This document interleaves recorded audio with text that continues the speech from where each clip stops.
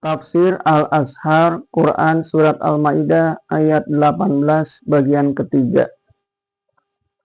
Dan kepadanyalah tempat kembali.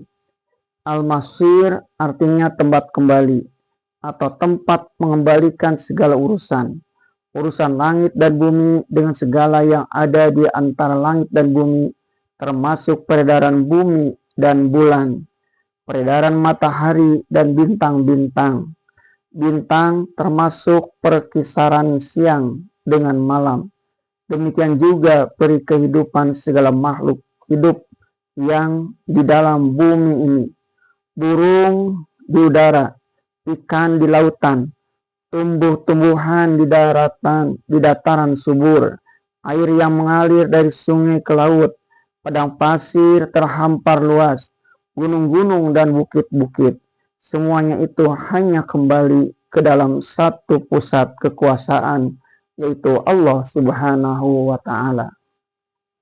Manusia pun demikian pula, perlahan hidup. Sejak manusia itu masih segumpal mani, gabungan mani ayah dan mani ibu yang menjadi nutfah, meningkat menjadi alaqah dan menjadi mudghah, lalu cukup bulan dalam kandungan, lalu lahir ke dunia. Hidup masa kecil, kadang-kadang mati muda, hidup sampai dewasa, sampai tua, sampai kadang-kadang jadi pikun. Semuanya itu kembali urusannya kepada Allah. Di dunia kita diberi akal buat pelita hidup guna membedakan mana yang buruk dan mana yang baik, mana yang mudarat dan mana yang manfaat.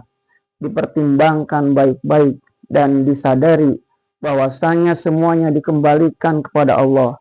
Maka pada hakikatnya tidaklah ada yang anak, baik anak laki-laki atau anak perempuan, atau yang sulung atau anak yang bungsu, dan tidak ada manusia yang jadi anak Allah dan manusia lain jadi anak iblis.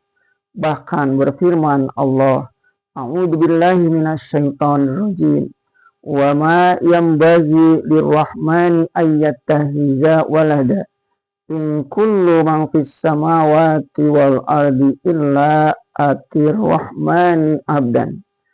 Maka tiadalah selayaknya Allah pemurah itu mempunyai anak.